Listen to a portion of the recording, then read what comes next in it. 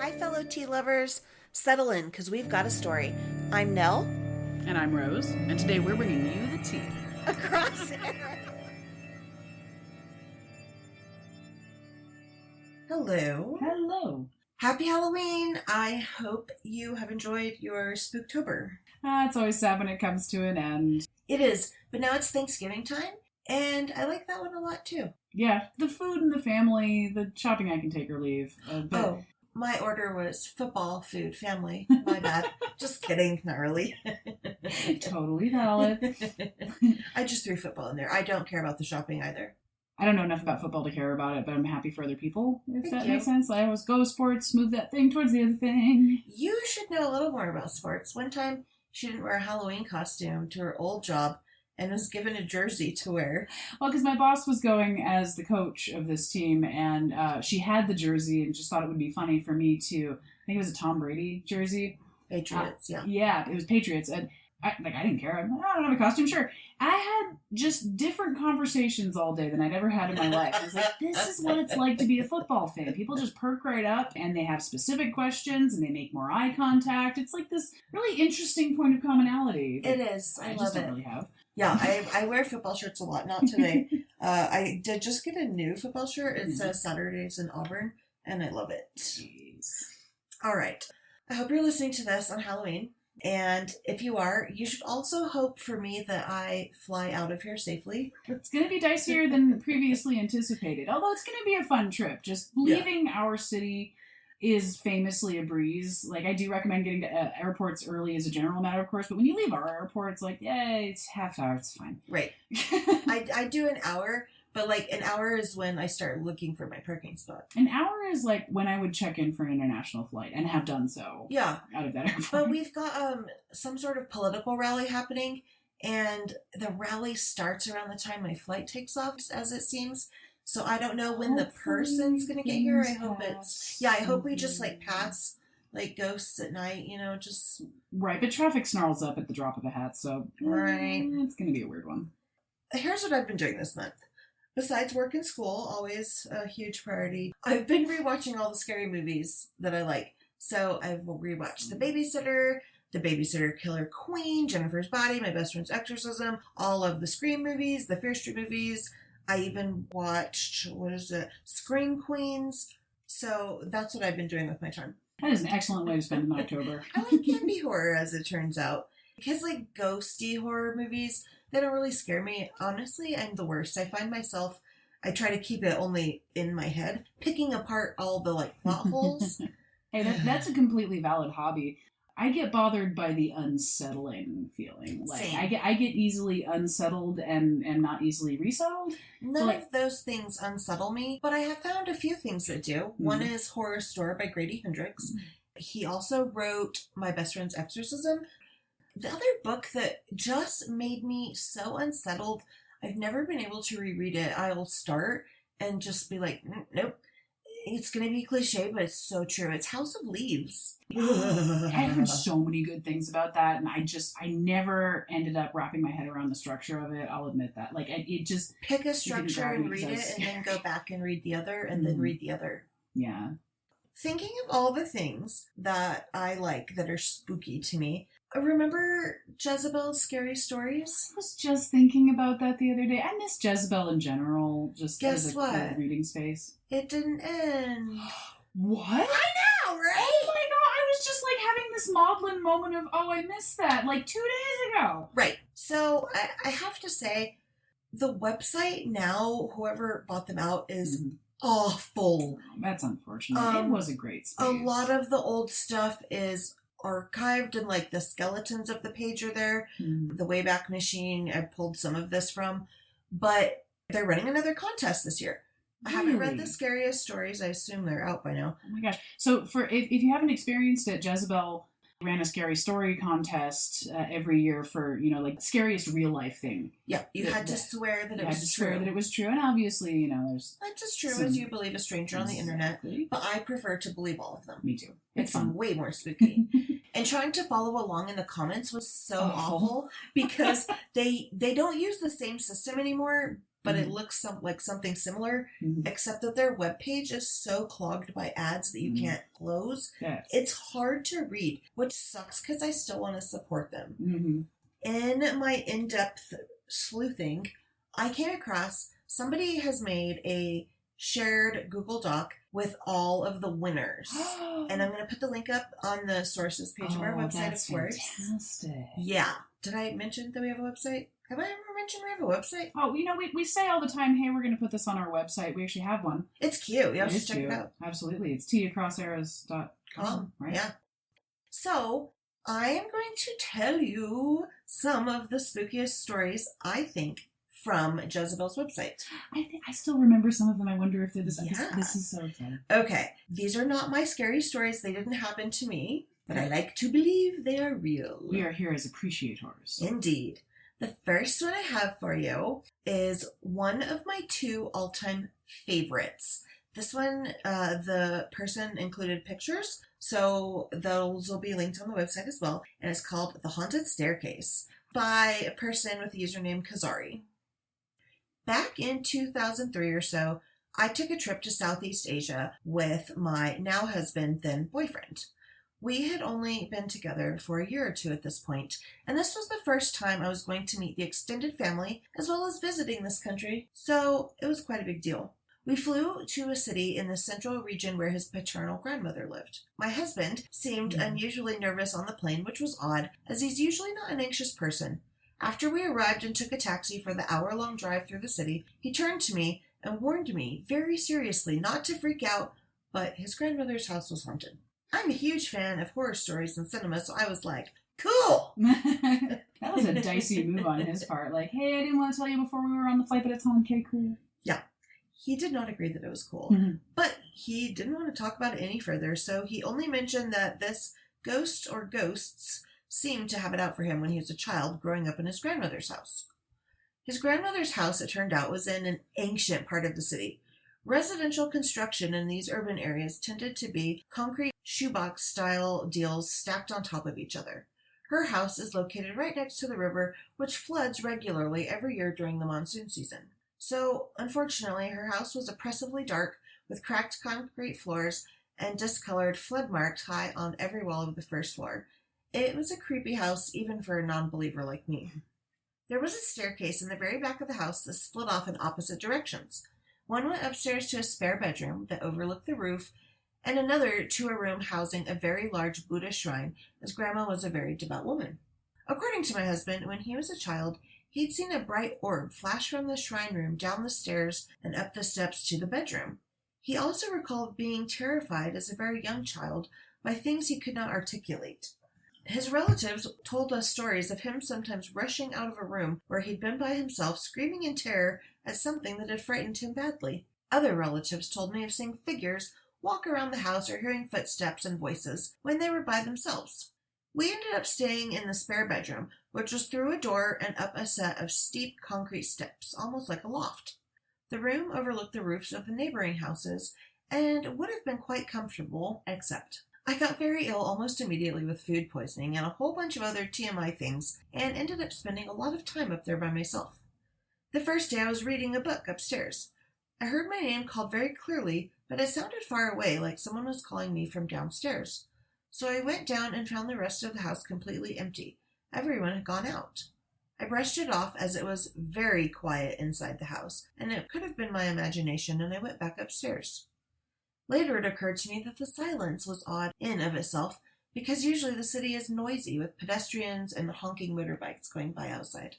But at the time, since I was nauseated and it was hot and humid, I just wanted to sleep and was happy for the quiet. A while later, I was lying there on the bed, facing the staircase, when I heard footsteps leading up to the room. They were very loud, unmistakable, hard stomps on every step. I looked up thinking maybe my husband had returned, waiting for him to appear at the top of the steps. But the footsteps just stopped right below the top of the stairs. I heard breathing, and I felt that someone was there. Was it someone just pausing on the steps? What were they waiting for? I called out, and when I got no response, I went over to see who it was. But the staircase was empty. I went downstairs again, and the house was still deserted. The footsteps Voices and breathing occurred several more times during the 3 days we stayed there while I was alone in the room. It got to the point where I just concentrate on my book and refused to look up or acknowledge the sounds or presence in any way. I figured these people have been living with this spirit for decades, and it hasn't harmed anyone that I know of, right? I didn't tell my husband at the time since I didn't want to frighten him more than he already was, but I still wasn't totally sure that I was just imagining it. Later, I woke up in the middle of the night. My husband was already awake next to me. The room was unusually dark. Usually the streetlights could be seen through the windows, and it was a moonlit night. The staircase was suffocatingly dark. There was the feeling of a heavy brooding presence at the end of the bed, which was closest to the staircase, watching us. We forced ourselves to go back to sleep, because what else were we supposed to do about a creepy ghost watching us? The next day, since he'd experienced it too, I told my husband about the weird sounds and voices I kept hearing from the staircase. And needless to say, he freaked out and told me that years ago, when his mother had been pregnant with him, she'd been going down the staircase when 2 invisible hands shoved her. Then the next night, we were awoken by a loud scratching at the window next to our bed, like tree branches scraping against something. Except there was no breeze, and this was a rooftop, so there were no plants, much less tree branches to be scraping anything. Right, and you're on the 2nd floor. Or higher, right? I know. I looked outside. I know, in a movie I'd be the first to die. But I saw nothing. We went back to bed, and we laid down for about 15 minutes talking about the house when a cat started yowling outside the window. It was like something out of The Grudge. We nearly had heart attacks. I shot up to look outside the window again. There was no cat, no noise, nothing. We weren't overlooking an alley or anything. This was the rooftop of a 3-story house. Okay, now I know how tall it actually was. There was nothing to be seen anywhere. I'm willing to chalk the last up to an actual live cat, though, because sometimes cats are a-holes. The next morning, things seemed to be happening. My father-in-law was bustling around the living room with a bunch of men measuring things on the floor and pointing out other things.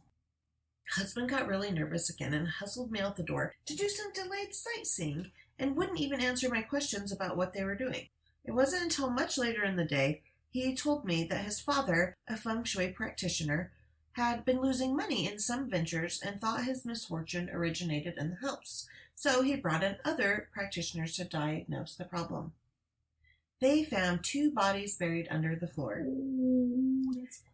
By the time we got back to the house, the bodies had been removed and disposed of with preparations for funeral rites to appease the ghosts. The bodies outdated the house centuries ago when the city was still being built and the river would overflow the banks annually. These were probably 2 laborers who had died in the flood and been buried there next to the river. My memory of what exactly the reason was or how they even knew of the manner of their deaths is spotty, as my husband still won't talk about it. I took photographs of it, but I'm not supposed to have them. I'm told that even possessing the photos can bring bad luck. And we never stayed in that house again.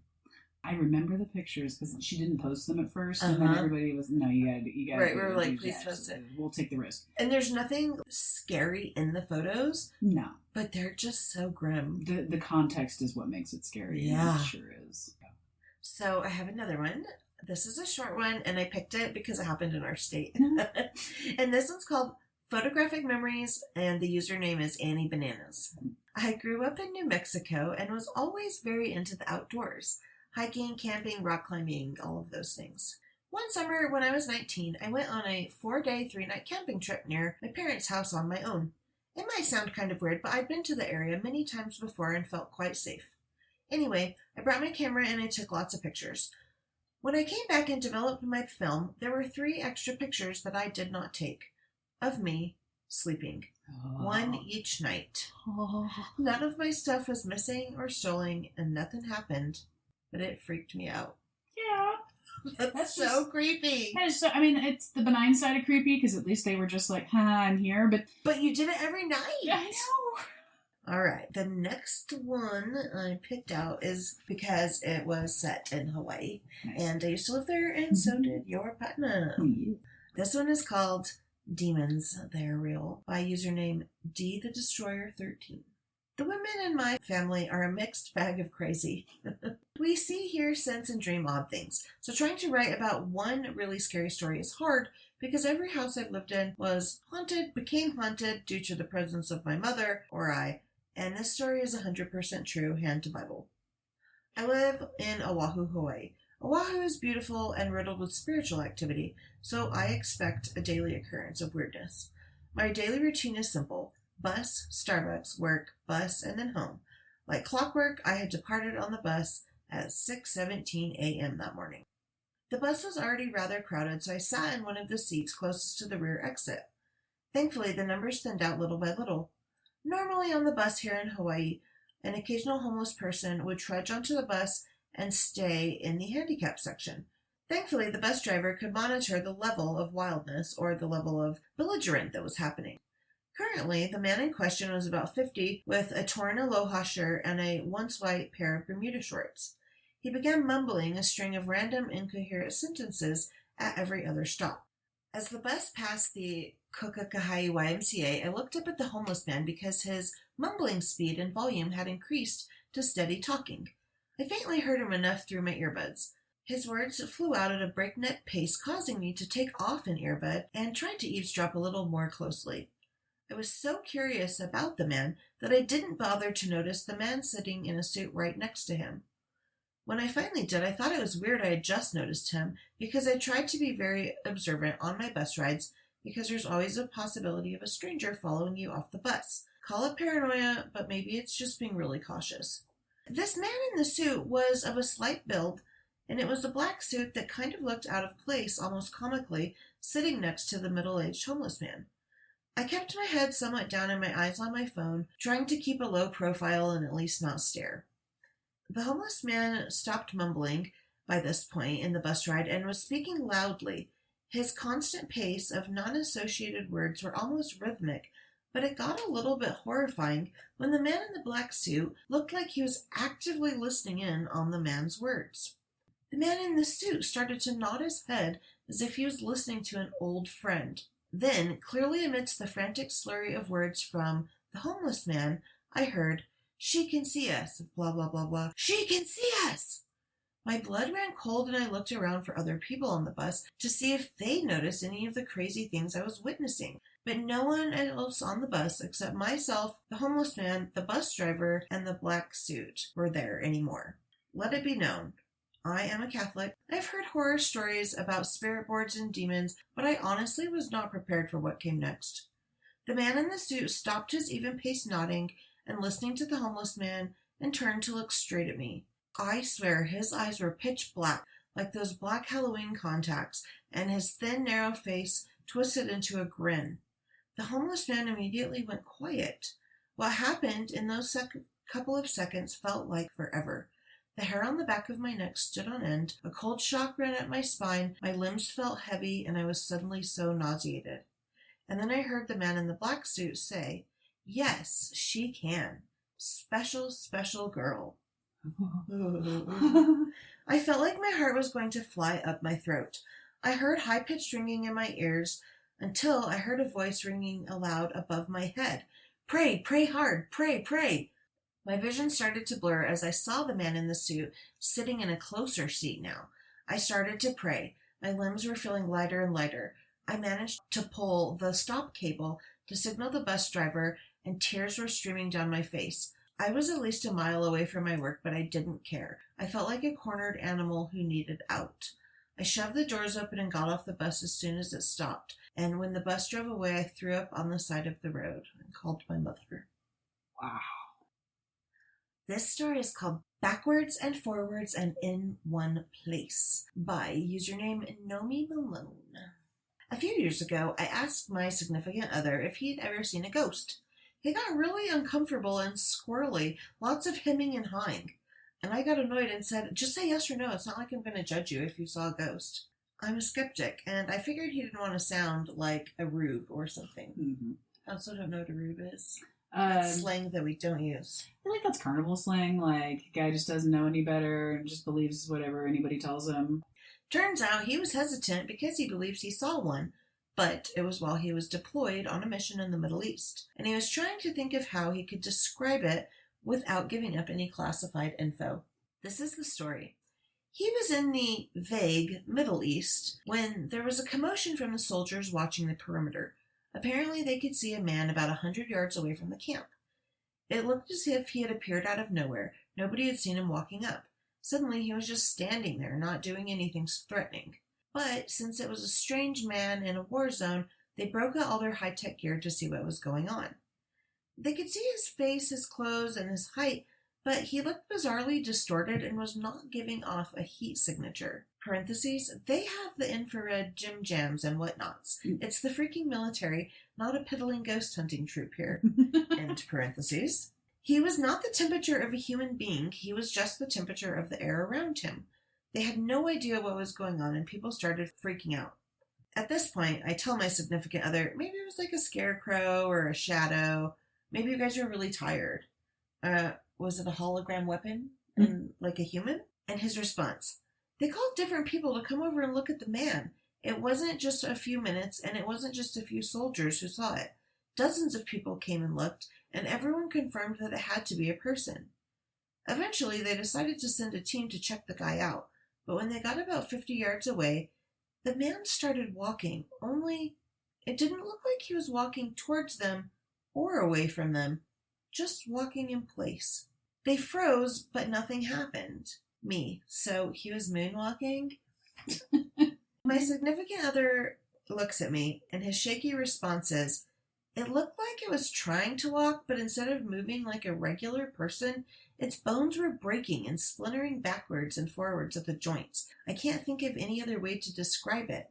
It's like his head was jerking around like he was a puppet. And when the convoy got a few yards closer, it disappeared entirely. The team hauled us back to the camp, and as soon as they returned, that man thing appeared again in its spot. Everyone took turns watching it for an hour or so until it disappeared for good. It didn't walk away or fly away or melt or explode. It just stood there for a very long time and then vanished. It was trying on its people suit. Spooky. The person not moving correctly for a person, that's a super freaky one. That's super freaky. All right.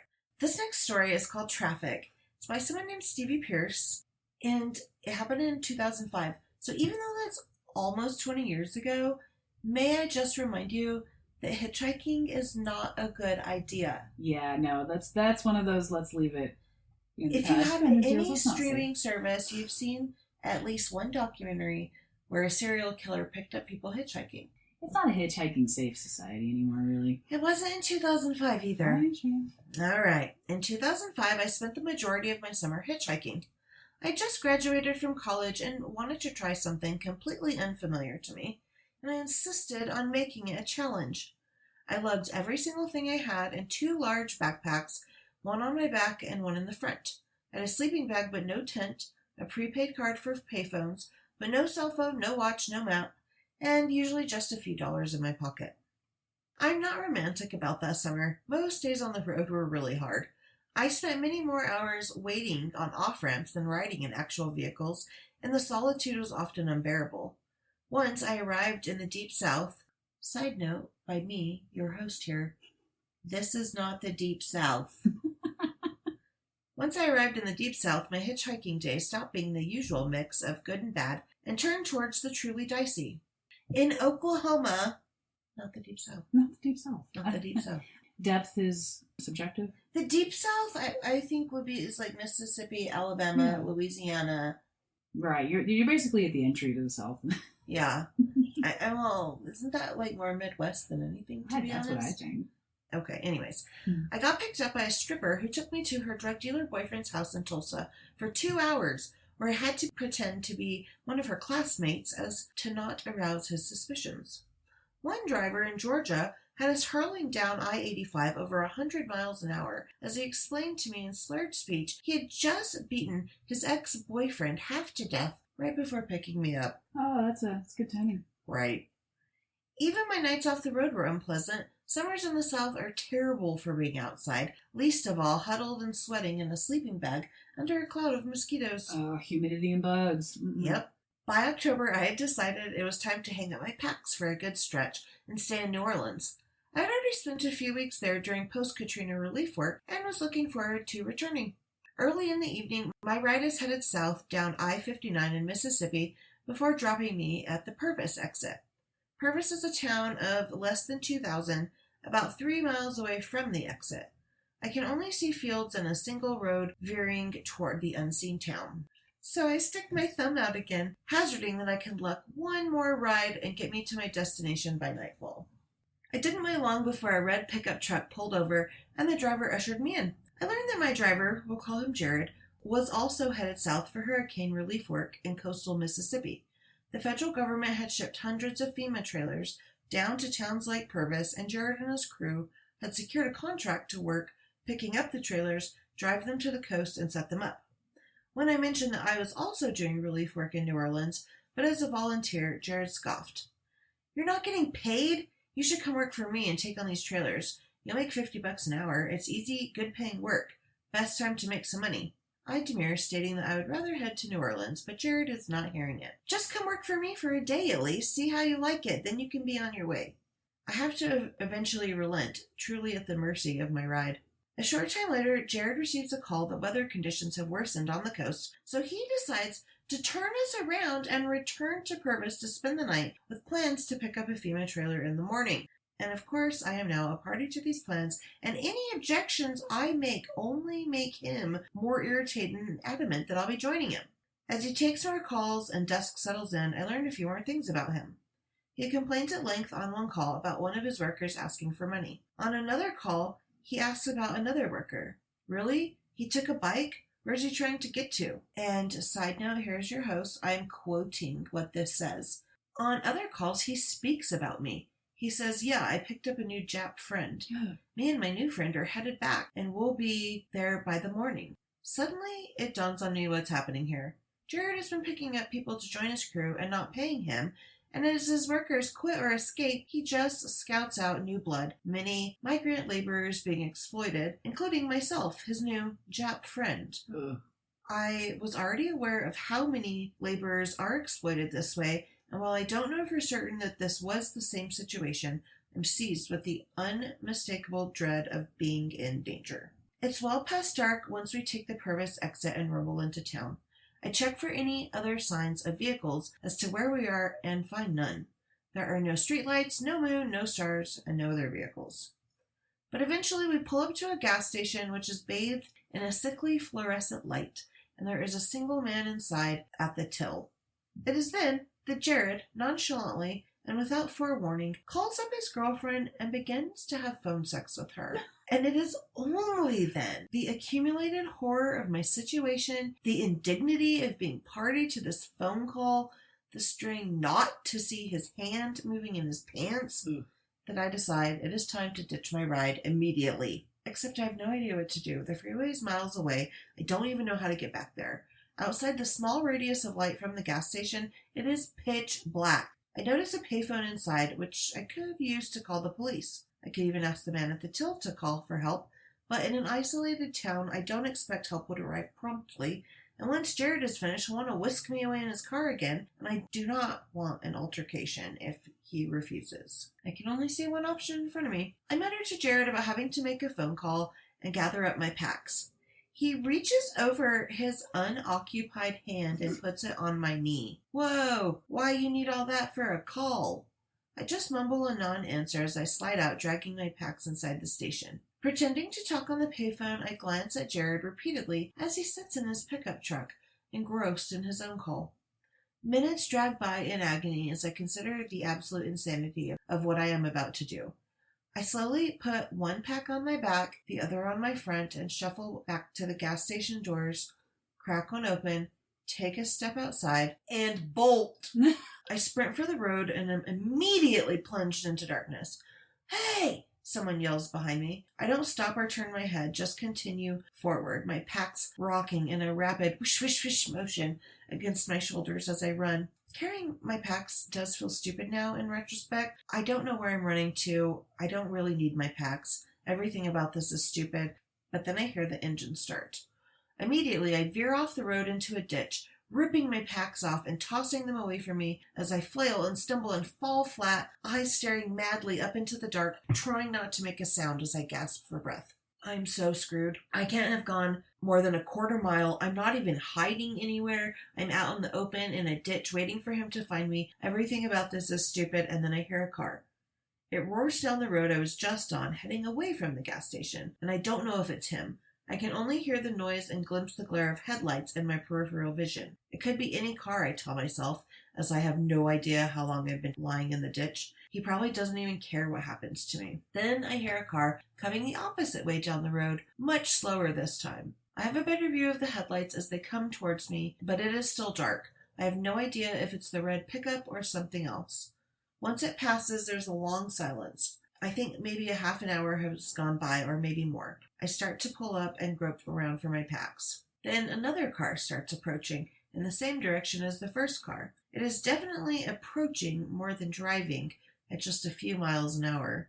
I dive back to the ground, lying as flat as possible, my eyes still fixed directly above me, not even daring to tilt my head towards the road for a better look. At its closest approach, this car is no further than 15 feet away from me.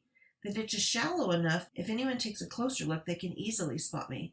I have no idea what to do if the car stops. If someone gets out, I don't know what I'll do. I can only hear the oppressive engine hum and see the headlights glare as the car rolls up on me. And then it continues, ever so slowly, down the road until the engine and lights fade completely into night. It takes another hour before I can stand up. I steel myself, locate my packs, and start walking as quickly as I can towards back where I think the freeway is. Once in a while, a trucker car passes, and I drop back to the ground until it is out of sight. Once the sun rises, I make it for the off-ramp and stick out my thumb, only to realize, disturbingly, that the person who pulls up to give me a ride could be Jared, the only man I know who is headed out of town this morning in the same direction I'm going. He's the only driver I've ever had to escape in all my travels. I don't know what I'll do if that happens. I have to trust that another driver will pick me up soon before he does. And someone does, 3 awful hours later. He takes me all the way to New Orleans, and I never hitchhike again. I wouldn't either. They had plans for that man. Yep. Mm-mm. All right. So for our last spooky story, I picked one of my all-time favorites. It's called Look at Me. There's a YouTube video they've made if you want to watch the story. I will post the link to that as well. It's written by username That Red Guy. This happened in my junior year of high school. One evening, my mother and stepfather had gone out to some event, maybe a dinner or a concert, I don't remember. I had stayed at home to work on a paper that was due the next day. I was one of those kids who procrastinated until the last minute. I spent the whole night working at the desk in my room. To give you a picture of my room, my desk faces a wall and sits next to a small window on that same wall, and from where I sit, my back faces my doorway. While I was working, I was wearing awesome headphones I'd gotten for my birthday, the kind that are noise canceling. My parents left the house around 6 p.m., and the whole time they were gone, I sat at my desk blasting music through my headphones and writing my essay. Occasionally, I would take breaks and watch the rain and lightning outside my window. We lived in Houston at the time, and there was a big storm that night, but I never left my desk. My parents returned around 11 p.m. At some point late in the evening, I had removed my headphones, so when my parents came home, which was just a few moments after I'd taken off the headphones, I heard the garage door open, and my parents opened the door to the house. Seconds after hearing them enter, I hear my mother shout my name. "Adrienne!" she screams. "What on earth happened in here?" Confused, I get out of my chair and start walking through the house. There's only a small hallway that separates my room from the living room, and due to my rush to figure out why my mother was yelling, I paid little attention to the hall in the house. But when I got to my parents, my mom looked livid. She points at the carpet floor, yelling, "Was this you? Did you have friends over?" I looked down. The carpet is covered in muddy footprints. I frantically explained to her, "I have no idea how those got there. I spent the whole night at my desk working on my paper." And I watch as her face goes from anger to confusion to fear. We realize someone else must have entered the house. We scan the footprints, trying to make sense of the situation. It only takes us a few moments to figure out where they start. Our back door, which we usually left unlocked. Then we notice something else. The footprints started at the back door, but There were no footprints exiting the back door. And then we hear something pounding through our house. We hear the front door get torn open and then slam shut with a sharp wham! We all run to the garage and lock the door. My mom starts shouting at the police through the phone. Please come quickly, someone's broken into our house. And after what seems like hours, the police arrive. An officer stays with us in the garage as his partner goes through the house room by room. His partner tells us it's safe to go back in, there is no one in the house. Then she asks a question. Whose room is down the hall and to the left? My parents look at me and I tell them it's mine. She asks us to follow her back down the hall. As we go, it's easy to see that the footprints weave through my house from the back door. They go through the living room, through the small hallway, into my parents' room, down the hall to the right, and then they turn towards my room. They stop in my doorway. The officer points at my door, which I had left open the whole night. On it, in black Sharpie, the following was written. My log. 8:47. I see you. 8:53. You forgot to lock the back door. 8:59. You seem focused. 9:29. Turn around. 9:47. Look at me. 10:15. Look at me. 10:37. Look at me. 10:49. Look at me. So for nearly 2 hours, someone stood in my doorway watching me. I still shudder to think what would have happened if I had ever turned around and looked at them. Oh, that one continues to creep me out to this day. The idea of someone watching you when you're not paying attention. It is. I hope you guys have a happy Halloween. Happy Halloween. Go do Eat something good spooky. candy. See you next time. Bye. Bye.